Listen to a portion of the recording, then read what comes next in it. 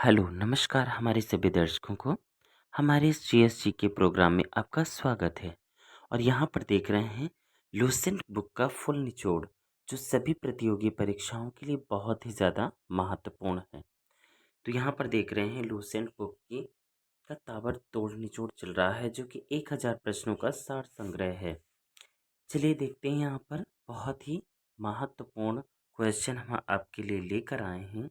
चलिए स्टार्ट करते हैं अपनी इस क्लास को और देखते हैं यहाँ पर पहला सवाल। बाकी के सारे क्वेश्चंस हमने पहले वीडियो में कवर किए हैं। अब देख रहे हैं ये 31 नंबर क्वेश्चन है आपका। यहाँ पर देखते हैं, क्वेश्चन है अंडमान और निकोबार द्वीप समूह किस उच्च न्यायालय के अधिकार क्षेत्र में आते हैं। तो यहाँ पर देख रहे हैं अंडमान निकोबार द्वीप समूह जो है ये आपका इंडिया के, अगर इंडिया की बात की जाए तो इस प्रकार से भारत के दक्षिण छोर पर स्थित है। भारत के दक्षिण छोर पर स्थित है। और जहाँ पर ये पूरा इधर का जो क्षेत्र होगा ये अंडमान निकोबार द्वीप समूह, जो कि बंगाल की खाड़ी में पड़ता है। और यहाँ पर आपका कलकत्ता क्या पड़ता है, कलकत्ता, जिसको वर्तमान में कोलकाता के नाम से जाना जाता है।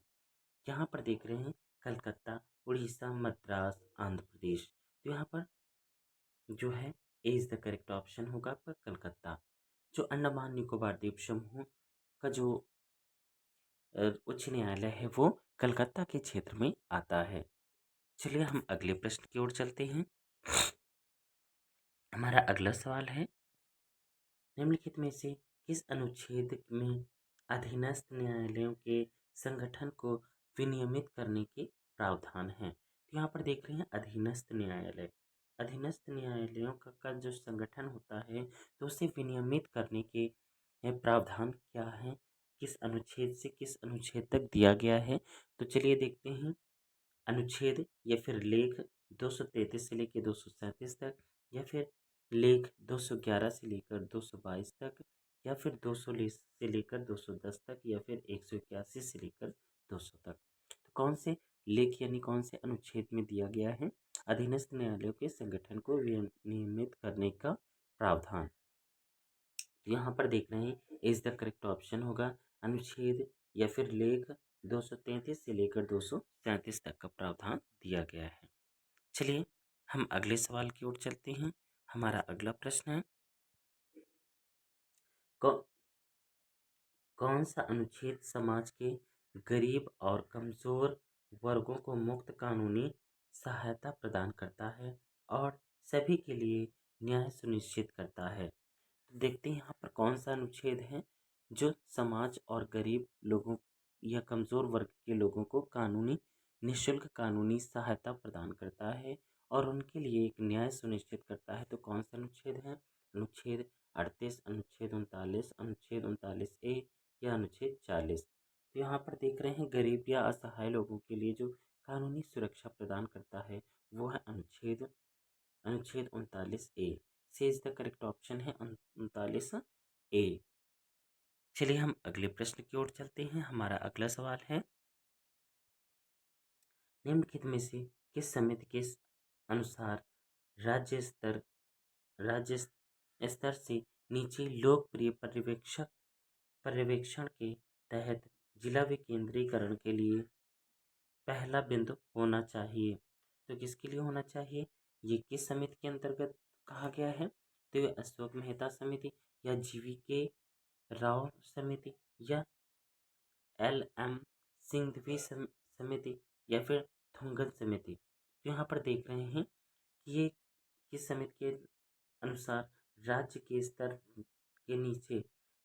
स्तर से नीचे लोकप्रिय पर्यवेक्षण के तहत जिला विकेंद्रीकरण के लिए जो पहला बिंदु होना चाहिए वो उसका प्रावधान देखने को मिलता है। इज द करेक्ट ऑप्शन होगा आपका अशोक मेहता समिति में। अशोक मेहता समिति में ये सारे प्रावधान देखने को मिलते हैं। चलते हैं हम अगले प्रश्न की ओर।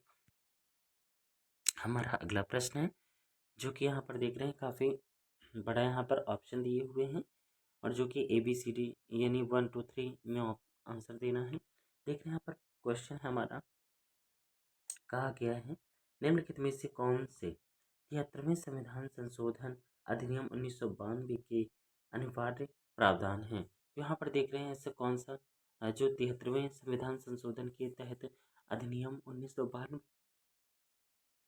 के लिए अनिवार्य किया गया है। तो यहाँ पर देख रहे हैं नंबर 1 में है किसी गांव या गांव के समूह में ग्राम सभा का आयोजन या फिर ग्राम मध्यवर्ती और जिला स्तर पर पंचायतों की सभी सीटों के लिए प्रत्यक्ष चुनाव या फिर ग्राम ग्राम सभा को ग्राम स्तर पर शक्तियां और कार्य प्रदान करना इत्यादि ये प्रावधान जो दिए गए हैं।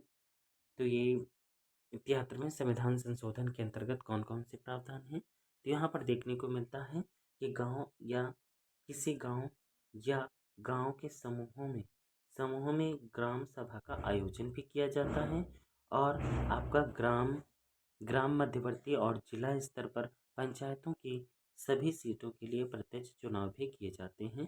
तो एक और दो आपका करेक्ट होगा और जो 3 है आपका इनकरेक्ट होगा, क्योंकि ग्राम सभा को ग्राम स्तर पर शक्तियाँ और कार्य प्रदान करना, तो इस प्रकार की शक्तियाँ या कार्य प्रदान करना इत्यादि शामिल नहीं है। चलिए हम अगले प्रश्न की ओर चलते हैं।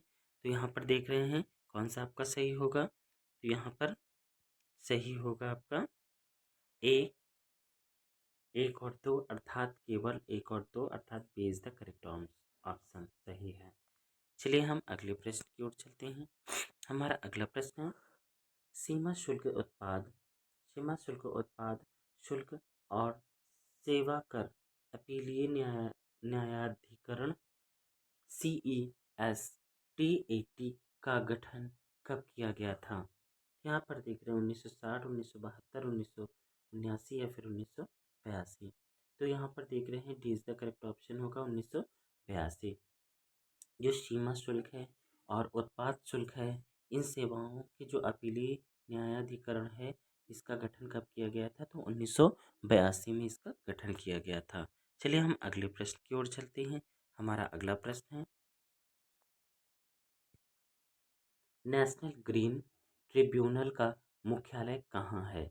नेशनल ग्रीन ट्रिब्यूनल का मुख्यालय कहाँ है। तो यहाँ पर देखते हैं मुंबई में है या फिर चंडीगढ़ में है या फिर जयपुर में है या फिर नई दिल्ली में है। तो इसका मुख्यालय कहाँ पर है। तो यहाँ पर देख रहे हैं green Tribune national green tribunal का मुख्यालय जो है कहाँ है तो ये नई दिल्ली में है।